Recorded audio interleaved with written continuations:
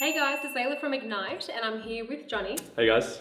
And in today's video, we're going to be taking you through our advice for HSC trial preparation in English. We take you through how to manage your time, how to set goals and achieve them in the lead up to your trials. We take you through our go-to advice for comprehension, how to issue spot, how to go about memorizing techniques. Then we take you through essay drafting, adaptation and memorizing. And of course, we take you through the craft of writing. Now this was a live recording at one of our workshops that we do, and these are exclusive and intensive holiday seminars that we run. You're going to see the live footage where we had a class of students with us. We basically are going to go through, in addition to what Layla said, we're going to go through how to schedule your study preparation from weeks 1 to week 6, assuming you have 6 weeks to work with before your exam. So whether you're watching this before trials or the actual HSC, this is going to be of incredible value for you. It's the first time Layla and I have done a live recording of this type where we really unpack all of the strategy that goes behind a band 6 level of preparation before HSC English exams. We're looking at the grand scheme of your study strategy. We're not just looking at how you study for particular sections, but how that all pieces together in conjunction with other subjects that you have to prepare for as well. So we hope you enjoy. If you do, please like and subscribe and make sure to click the bell as well so you're notified of our future videos. Please do pass it on to any friends if you think it's of value, and strap in, enjoy, and we'll see you in there.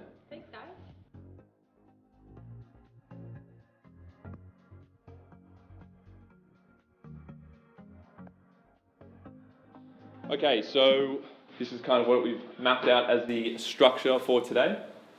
We should say that if there's anything that's important for you to take down, but it's quite bulky, we're going to send you a PDF version of it, okay? So we'll let you know when you don't need to note something down because it might just be inefficient for time's sake.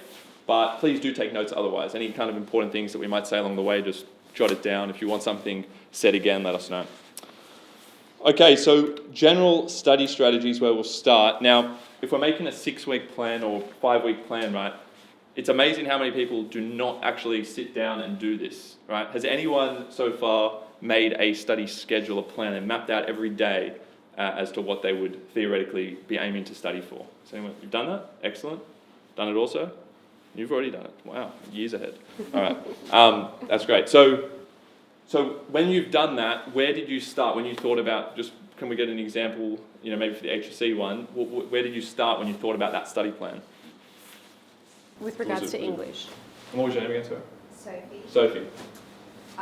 So, for example, that comprehension is like my weakest point at the moment. So I've planned out how much time. You've given a bit more weight to comprehension? Yeah. But in terms of, from a broader perspective, in terms of what you're doing in what week, have you factored in where you'd want to be the week before the exam, 2 weeks before the exam? Did you think about it like that at all? Like goals in terms of your progression. By this date I want to have this skill mastered. By this date I want to have this essay ready to go. I just allocated a few hours per week to English, but I haven't set goals exactly. Yeah. Okay, cool. So that's awesome. That's an awesome first step. The thing I would add to that you should perhaps do is actually set a progressive goal kind of schedule. Right? Where do I want to be by this week? Where do I want to be by that week? Where do I want to be 2 days before the exam? Right? And actually, when you're really thinking about it, if you really want to excel and you want to do your best, you need to know realistically, I would start out, what do I want to be doing the day before the English exam? I would start there, 1 day before. That's how I think about it, because you want to reverse engineer the process, right? So 1 day before the exam, do I want to be in a position where I still need to learn a draft essay? Do I want to be there? No, it's that's way too soon. The exam's the next day. So I need to have that draft. I need to have my draft material deeply entrenched way before that. So the day before, I'm not memorizing. What am I doing the day before? What's the next day? It's paper 1 is the next day, right? So what am I probably going to be doing the day before paper 1? So the day before, writing a common module essay and doing comprehension. What are you going to be doing? Sorry? Sleeping. Sleep. Well, you want to get some good sleep, but don't sleep the whole day. That's probably going to be counterproductive, actually. Yeah. Okay, so you could do a past paper, and you want to practice new questions is kind of the key thing. You want to have a look at some new questions, I would practice adaptation on that day, okay? We'll show you a proper scaffold of all of this, but I just want to get you thinking about it in the kind of way that I thought about it to make this.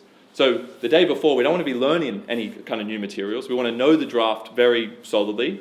And then what we want to be looking at is looking at new questions and just making sure we're very sharp. We want to be very quick with adapting to new questions. So you might not be writing out essays the whole day. And in fact, I wouldn't recommend doing full essays, multiple essays the day before. What I would recommend is looking at maybe 2 to 3 questions, new questions that you haven't already seen in the past week. But remember, where are we at? We've already looked at tons of other questions. Right? We've already done what we're about to do a lot. So this is just, right, this is second nature by this point.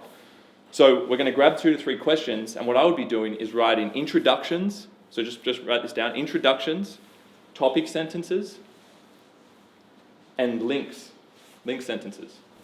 Everyone know what all those 3 parts are? Intro, topic, link sentences. And once I know that down, I just want to add something. Yep. So intros, topic sentences, link sentences are what I would be prioritizing in terms of adapting to new questions and ensuring that you know how, and this is the key point, you need to know how to reframe / to reword. You're trying to reword your point. You're not going to change your fundamental point. You need to be so skilled at reframing your point so as to include and expand on the actual words of the question. So everyone get that? So you're not changing your point as if you're going to go into a 40-minute exam. You've spent a whole term on a text learning about it, as if you're not going to already know the points that you're going to make in each paragraph. Those points are not going to change. But what might change is the emphasis you put on different parts and the precise wording that you use. So if some of this is sounding a little bit foreign, what we recommend you do is for each of your different modules that you would have already by this point prepared an exemplar essay for those modules, okay? So we're assuming here that you've got an exemplar essay scaffold that you've already crafted for each of the modules, and by this point you're thinking about how you're going to use that scaffold to link to different questions. So that approach may not be familiar to you. Your teachers may have said, no, just have your quotes and so on prepared the day before and know how to adapt them, but we're suggesting that you have a completed draft that's willing to be adapted to different question types, and by this point you're becoming quite well versed in knowing how to adjust the analysis you've pre-prepared to different types of questions. So that's what Johnny's getting at here. Yeah, so what's the essence of this approach that I'm getting at? It's not a reactive approach, it's a very what approach? Hey? Adaptive, but it's proactive in the way you're going to study for this. It means that you're making sure that you're not anxious the day before that you still need to learn materials, or what if I forget my quotes? It's like, well, right now you have the chance to ensure you are not in that position in 5 to 6 weeks' time. Do you see? Like, you're fortunate enough that now, and it's amazing that you came to this today because you have so much time. If I was having this chat with you a week before, there could be a lot of anxiety in the room because you're hearing me talk about a 6-week plan. It's like, but I have 6 days to do this. It's like, okay, we're going to have to change that a little bit, and the expectation is probably going to drop. Right? So right now you have enough time, but we're trying to be very proactive here and say, day before, we're just concentrating on taking an already learned, key, polished, timed, memorized draft, and we're just practicing applying it to new questions, and we're prioritizing the introductions, the topic sentences, and the links. Right? Why do we do that? Because they're the key parts. First of all, the introduction, that's the first thing that the marker reads. Yeah? So if the marker's going to read the introduction first, the impression is set by the introduction. So just note, introduction is typically the most important paragraph. Yeah, right? I think we should also note, I mean, we've spoken to HSC markers before, and they often say that in the first, they only have 5 minutes to read your script, by the way, when it comes to HSC. They read your introduction and your topic sentences, and by those 2 things alone, they know what band your essay is actually going to be sitting in. So your mind and your focus should 100% be on how well crafted is my intro, is my thesis using the direct wording of the question, and how strong are my links to the question in the way that I introduce my points. So have your evidence there, have that really well prepared, but be very well versed in knowing how to frame what you've prepared and make it look as though it's candidly been adjusted to a question. So that's the approach. Yeah. Is everyone following so far the strategy? Okay. Remember, we're still day before, but I'm trying to set the scene for how to think about this plan. So we're the day before, where we're practicing those adaptations. Now, does that mean you shouldn't usually neglect the inner parts of those body paragraphs? Because I've said topic sentences and links. So every now and then, maybe for each question, you'll do a different body paragraph and practice adapting that particular paragraph to the question, right? Now, if you had unlimited time, I would say to do that for every single thing. I'm just being realistic. You don't want to burn yourself out the day before, and you would have already had done in the past week or two lots of this anyway. So you would know roughly which parts of your body paragraph are the most adaptable, right? So just make a note now. Know which parts of my body paragraph and essay are the most adaptable, right? I would say the word malleable, right? The bendable parts of the sentence. And the more you practice doing new questions, the more you'll know the exact word or phrase that is capable of amendment on the day. So it's only through knowing your essays very, very well that you're going to be so familiar with each part of the sentence that you're going to be able to very easily on the day manipulate what you already had into something that is more fitting to the particular question at hand. Does that make sense? Okay, so that's that part of it. Now what else is the next day? We're the day before. What else is in paper 1? There's 2 parts. There's the human text and human experiences essay. And? Your favourite section? Comprehension. Okay, so you've got comprehension as well. So what are you going to do a little bit of on the day before as well? You don't want to neglect 20%. Equal weighting, so don't neglect this section, although it perhaps might require, if you feel comfortable with comprehension generally, it might not take up as much time in total to prepare for. But if it's a weaker kind of element for you, then you might want to spend more time. But you also, the day before, want to be doing practice comprehension.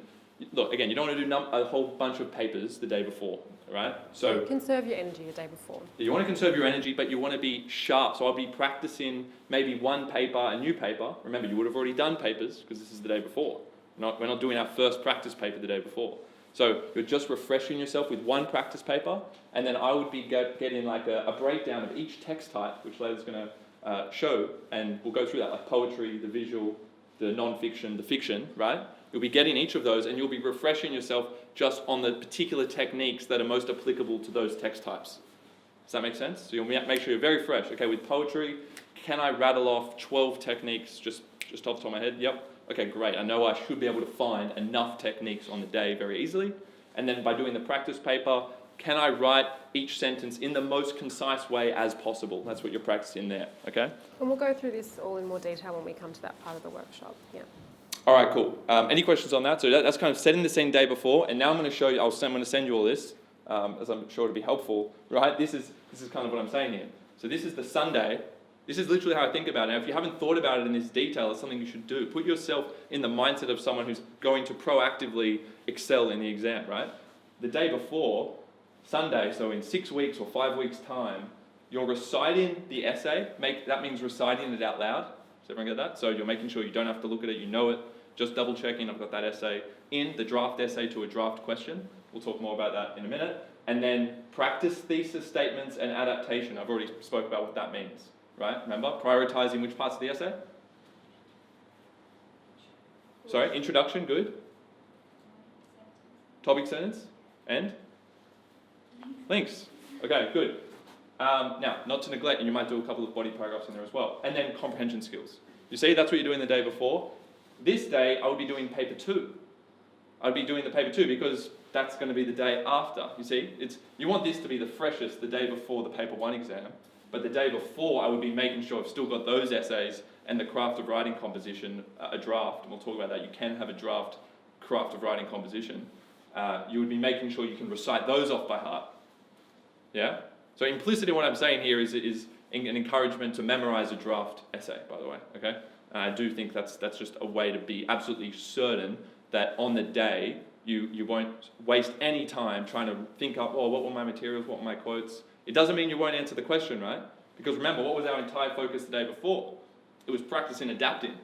So the implicit is that you'll memorize, but also as part of this preparation process, one of the aspects will be ensuring that your essay that you learn is not too long, that it's going to take you the whole 40 minutes to write. You see? So you're already going to factor in, I'm going to need 8 to 10 minutes on the day purely to adapt all of these sentences to the question, particularly my introduction, topic sentences and links, and therefore that would already be factored in as well, okay? So you're memorizing an essay that's definitely way less than the 40 minutes that's allotted to you on the day. Does that make sense to everyone? Okay. We'll iron out all these points when we actually go through the essay part of the workshop. We'll reiterate all of that. That's right. So we're just getting you in that proactive mindset before we get into each actual section. Okay, so paper 2, it's very much the same as what we just said for paper 1. You're just doing it to the 2 essays and the craft of writing. Make sense? What's I put practice thesis statements with an asterisk there because craft of writing, there's no thesis statement necessarily for the craft of writing, bar you could argue the introduction to a reflection, but not so much. And the craft of writing kind of adaptation, what's that going to entail? If you've got the craft of writing piece, and that's reading to write for year 11 students, right? So you've got the composition and the reflection part, yes? You've got the composition and the reflection part. How are you going to prepare for that, 2 days before? Any ideas? What's the equivalent of looking at a new essay question for the craft of writing? No one knows? Looking at a new prompt. Yeah, as a new stimulus, or just a new question for the craft of writing, right? But usually there's a stimulus there. Yeah, so you can give yourself maybe 2 to 3 stimuli, right, which are like passages and then a kind of question that's derived from past papers and things like that. And you can practice how you would mold a draft composition for the craft of writing to those new stimuli. Does that make sense? So that's the equivalent. You got anything on that? Yeah, you can make almost a little checklist about everything that you need to be able to do with the craft of writing piece you've developed, which we'll go over. Things like for advanced students, knowing that your piece can be adapted to a perspective from one of the texts that you've studied in Module C, or knowing that you can write a key moment from your text from an alternative perspective from somebody else within the piece. There are certain types of prac questions that you can look over, and if you ask yourself, okay, is my piece able to be adapted to all of these different points, you should be covered. But we'll go over that in more detail. Yeah. Okay, cool. So that's what you're doing the first 2 days. These are in, by the way, these are in red because, if you can follow the color coding system here, the red actually symbolizes you spending pretty much the whole day on these subjects. Okay? Does that make sense? So the Sunday before, I wouldn't imagine you're doing maths that day when you got paper 1 the next day. Wouldn't recommend that. Again, you have done maths, you've got to spread that out, spread throughout the whole thing, or whatever your other subjects are, right? Does anyone have an exam like the day after the English? Or the afternoon papers? of the English. Does anyone have that? No? You do? What, the day after? Or? Yeah. Oh, okay. What exams are it? I No? can't remember. Oh, okay. You got one exam. So you would factor that in. That would probably be something here in the, what do we call this? We call it yellow or orange, light orange. But you would also be doing another subject that day, or you could, right? See, so that's mixed in with another subject, and make sure that's right. So that the yellow, this is mixed in with another subject, and this is mixed in more heavily with other subjects. Do you see? So you're amping yourself up, right, for the big deep dive into English a couple of days before, because that makes the most sense. You want everything to be the most fresh for the 2 days of the exams. Yeah, and sometimes I find if you're dipping in and out of different subjects, you lose a sense of touch with the essence of that subject. There's a certain way that you write for English versus if you're someone who's doing history, for example, or legal studies, how you write for those kinds of subjects. So you want to totally engross yourself and streamline the English focus and be used to using the certain phrases that you do for English and the expressions that you use, and have that all kind of fresh in your mind so that when you go into the exam, it's like English automatism in a way. It's all automatic in the way that you express your ideas. And that's why I think you really need to streamline your focus in those few days before the exam.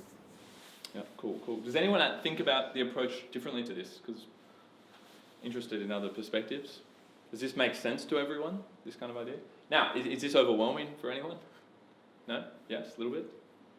Okay. Now, what should you notice about this? I mean, if we took this as the standard for every week, what would that mean for the next 6 weeks? This assumes that you're doing English every day. You're not. This is the most concentrated period where I would at least be touching on some aspect of English to the point where you're only doing English by the end of the week. Do you see that? Now, don't be misled here. You're doing a little bit of English on these days, and then it gets heavier and heavier, as we said. But you're not doing English every day for the next 6 weeks. Thank goodness, right? You don't want to do that every day. You'll definitely burn out. Now, if you look at this, that's where you're doing English every day, at least a little bit. See this week that we just looked at? So this is a zoom out. This is like 3 days you're touching on English in the week, 3 to 4, right? And then this is the kind of this week, next week, first week back at school, and this is what I would be focusing on doing, by the way. Again, we'll send you this. And then you move into the next couple of weeks, a little bit more heavier on the focus on English. Maybe the same amount of days. I'll show you the actual schedule with other subjects involved as well. And then you're moving into a heavier focus than the exam. Does that make sense for everyone? So what are we starting at there? Drafting, editing. 3 weeks to do that. Because what should you be doing right now? You should be trying to polish your essays to make them the best version you can for a given question. We're talking about essays here, right? You should also be doing the comprehension skills. You can see I factored in 1 week there out of the 3. But again, if it's something that is more of a weakness for you, you should be doing more comprehension skills, right? Yeah, so and also drafting the craft of writing as well. That's right, and then there's the craft of writing. You should be getting the composition on point with the drafting and editing, and you've got kind of 3 weeks, in my opinion, to do all of that, which is plenty of time, so don't feel too stressed now if you know, oh, I've got a lot of work to do on this essay, and my craft of writing, I didn't get a good mark, I need to change that. Well, you've got 3 weeks now to do it, right? And if you had assessments on previous modules where you had to write an essay for that assessment and you did quite well, that particular draft might not need much redrafting, right? So long as it's willing to be adapted to multiple different question types. So don't feel too overwhelmed. You may already have some drafts ready to go and it's just a matter of polishing, but certainly you want to make sure that it's within a reasonable word count, that it can be written to different questions, and that's what should be at the forefront of your mind as you're drafting. Yeah, definitely. Okay, cool. So drafting, editing, timing. Remember we talked about how important timing is? What do you need to make sure with your timing of your essays? So if you need 5 to 8 minutes to adapt in the exam, how long should you be able, or how much time should you need to write out your draft? So it's a 40-minute paper. What are you aiming for? If you're a fast writer, what's the ideal time for you to write out the draft essay? Half an hour, I mean, that would be awesome. Realistically, yeah, 32 minutes. If you're really fast, 30 minutes, that's awesome. You have 10 minutes in the exam that you know in your head. Like, imagine, you're not going to feel stressed, are you? I've got 10 minutes. I've got 1/4 of the allotted time. Oh, sorry, I shouldn't say 1/4. 1/4? Yeah. Okay, you've got 1/4 of the allotted time to basically adapting all the parts of your essay to the question. And take your time reading the question as well. That's really important. Yeah. Cool. So is anyone who has timed essays before an assessment before? And it's not uncommon that people haven't done this before actually being told. Who's timed their essays before and actually made a conscious effort to cut down so that they have some time freed up? Just put your hand up so I can see. 1, 2, 3. Just 3 of you? Haven't done it before? Okay, well, look, if you time an essay and it's 50 minutes and you have 40 minutes on the day, you probably want to cut it down as a result, right? So just don't forget that the point of timing is so that you can push it towards, you can cut down. And that's the really hard part, but the really rewarding part, right? Very rewarding marks-wise and on the day stress-wise. Like, if you can just go through the effort, and it is a big effort, it's like days you feel like you're doing nothing, you're just, all night staring at a thing, like just doing sentence by sentence. It's a grueling process, but I just know for a fact, these are the students who go the best. The high 90s, mid to high 90s, are the students who go through sentence by sentence and they're making it as concise as possible. Do I need this sentence? Can I merge these 2 sentences to make them shorter? Do I really need that point? Right? And just going through that process, ensuring that the sentences flow, and ensuring and being really honest with yourself, can I actually write this with time to spare on the day and enough time to spare? Right? Because if you just kind of time it and go, oh, it'll be fine, you'll realize on the day if it's a tough question, you're not going to be as fine as you thought. Right? And that's something that's really hard to overcome. So just remember this point. You've got to be honest with yourself about whether it's truly enough, if there is truly enough time for adapting on the day, okay? Because you will thank yourself for it on the day when you get a hard question. Yeah. Well, yeah, this is why we say timing, not word count. Yeah, it depends on how fast you write. I don't know your speed. I don't know your speed of writing. So it doesn't really matter how many words. I'd say on average, from 750 to maybe 900 words maximum if you're a really fast writer, I think realistically. Who is a fast writer here? It's not a brag, don't worry. It's just who can write fast with a pen?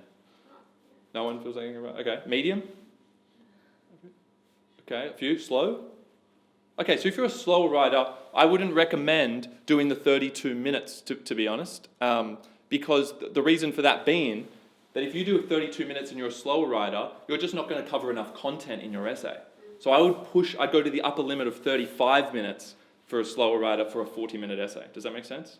So you've got to, unfortunately, that's just, if you can write faster, it's an advantage. Because then you could write the exact same amount of words in 32 minutes, and you have 3 more minutes than the slower writer to spread throughout the essay to adapt. you see? Yeah, and in this process, we're also trying to iterate that you want to be privileging your links to the question rather than privileging writing out what you've pre-prepared that may not necessarily link to the question. So you might have this really long draft, which sounds amazing, but it's not actually able to be adapted to the question. And even if you do write that out in the exam, you're not going to get marks for it because the marker is looking for links to the question. So the more time you have to focus on those links, the higher your mark will be. And the marker also prefers a sentence that might not sound as polished, but one that attempts to link to the question, than one that looks totally pre-prepared and bears no relevance to the wording of the question. So your focus is, how do I answer the question? To get there, you need a shorter essay, and don't think that you're relinquishing these beautiful sentences you've prepared in advance, because those sentences, if they don't link, you won't get marks for them anyway. So that's how your mindset should be, I guess, working. Yeah, awesome. So are you all starting to see how precise the strategy should be going forward to know where you should be at the different stages of the preparation process? So everyone's starting to see that being more precise about the goals you should have for each week will be really beneficial to setting you up for a non-stressful exam. The less prepared you are for the exam, the more stressed you'll be, and the more regretful and the more upset you potentially will be from the exam. But if you're so prepared that you follow a structure like this, where you're only adapting in the last week, you're not worrying about learning any essay, which you'll do that in this period here, then you're going to feel very confident, right? You're going to know I've got plenty of time on the day to answer the question. But only the person who times their essay and cuts it down can feel that way, right? So I'd say 90% of people do not time all of their responses and cut them down to a point where they have a nice gap there to adapt, okay? 90% of people don't do it. You're not going to be in the 90%, right? You're going to time all the responses in your preparation process, and then you are going to ensure that you are skilled and well rehearsed at looking at a new question and working those actual words in a meaningful way into the intro, the topic sentences, the links, and also pepper them out throughout the actual body paragraphs as well. Write the links to the question. Is that everyone good with that? Okay, now this also might be overwhelming because you think, well, English is my only subject. I've got 8 other units to do. Does anyone do more than 10 units? Okay, so how many? 11, 12, 11?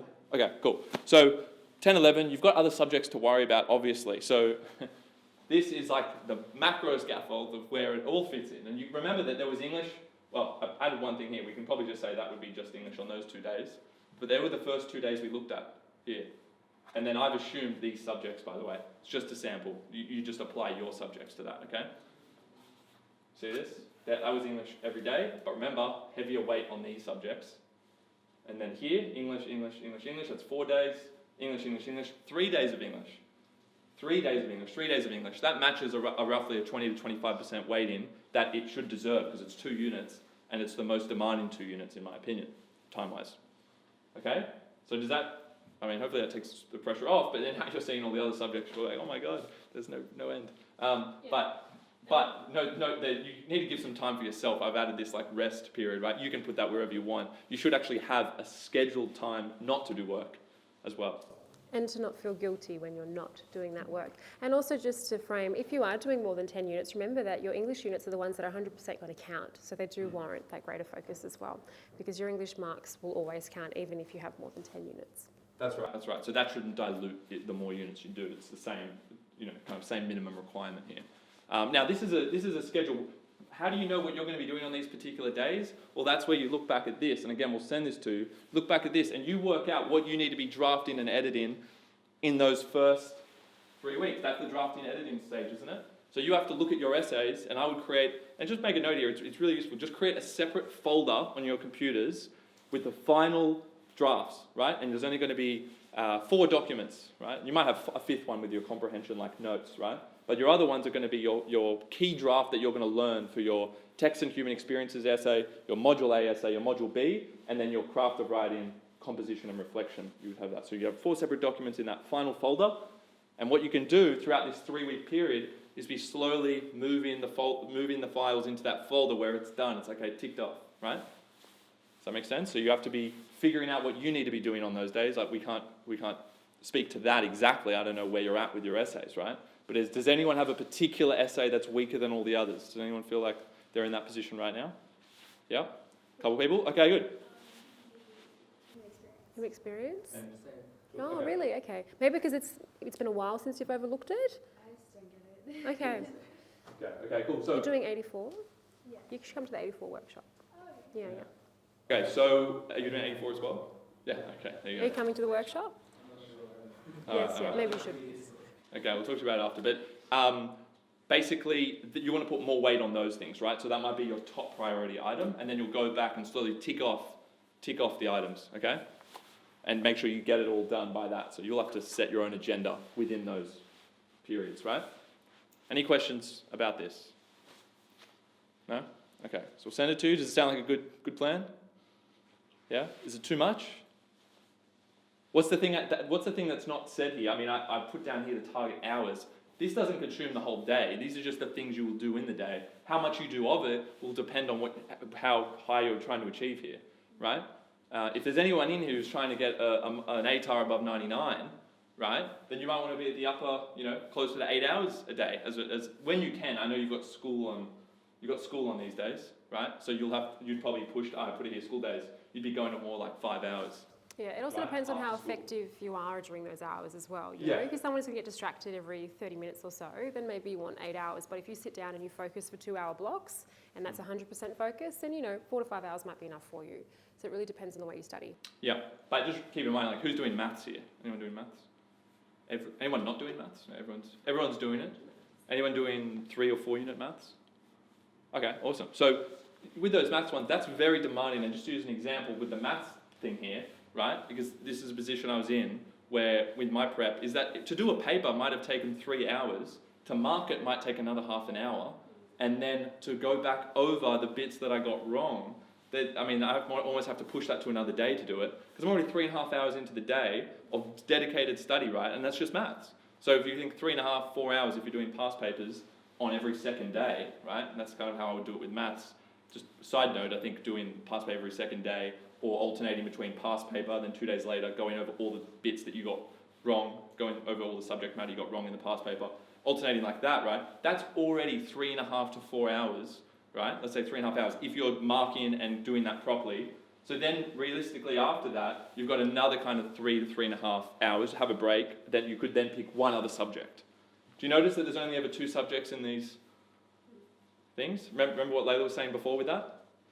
That it's hard, the more you change in one day from one subject to another, you're not really getting the depth you're not really getting into the essence of that subject enough, right?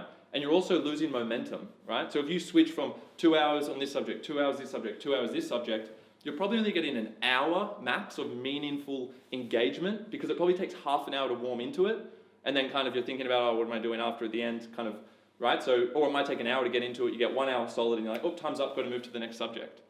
So do you see how, don't underestimate that lag time there, I've catered for that by really saying the maximum I'd ever be studying in a day is for 2 subjects, right? Sometimes just 1. Because you'll get more depth out of it, you'll be way more effective in the long term with the same amount of hours. Okay, so does anyone kind of typically try and do 3 or 4 subjects in one day?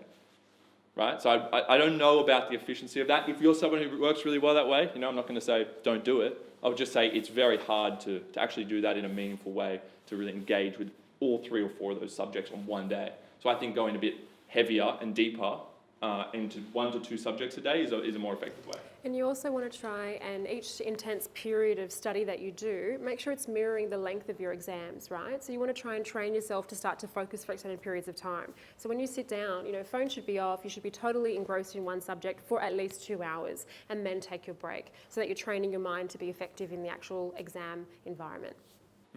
That's good. And if you're, one other tip that I was kind of implementing recently, right, with the uni stuff, if you're getting to the end of the day, right, and you're feeling fatigued, but you need to do a little bit more, a useful system sometimes is just like set an alarm, ideally not on a phone or on something else so your phone's like out of the room, and you just do a 25-minute on, 5-minute off rotation, right? Now there is some lapse in, again, like that does have that effect of losing momentum, but I'm saying when you're already tired, it's probably going to be better than not doing that, because you'd probably be zoning out and procrastinating, or you just kind of stop. If you need, I need to do 2 more hours of this, just do 25 minutes on, you got the 5 minutes break, 25 goes very fast, and you have 5 minutes off, 25 on, 5 minutes off. You just do that 4 times, and you just got about 2 hours of good study done, right? So you can kind of reduce the concentrated periods, the more fatigued you feel later in the day. But I would reserve that for when you're feeling fatigued, because those breaks, those intermittent breaks, they break up your study. Yeah. So No, yeah, for sure. it's Like if really you're doing a nice. maths paper in the morning or something, and I used to personally always do them in the morning, just because there would be no stopping. I wouldn't be stopping every 25 minutes. I would do those almost timed, right? So just go, keep going, and then finish, and then later on, maybe at night, you need to do some editing of English, right? You're editing an essay, you're just doing those final tweaks. You're trying to cut, a minute worth of writing time.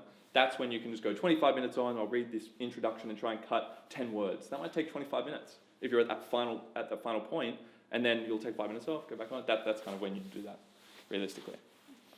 Okay, any questions? All good? Okay, well, we're going to go into the comprehension, but hopefully that was a pretty thorough enough of a review of how you should approach the schedule going forward.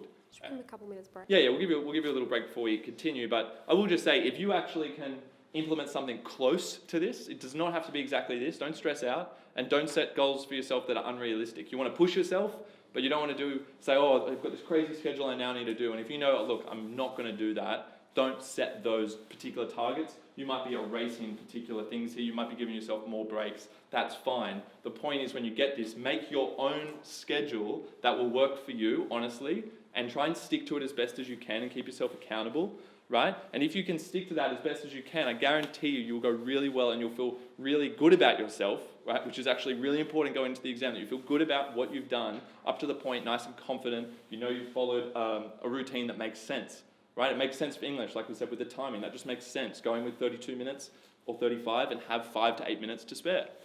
So if you can stick to that as best as you can, I guarantee you'll feel pretty good going in and a lot more relaxed than you otherwise would if you had a bit more of a messy study schedule going in, okay?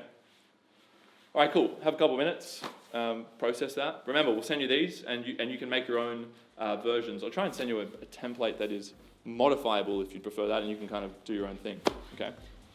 Okay, cool. We'll take a couple minutes and then get back into it.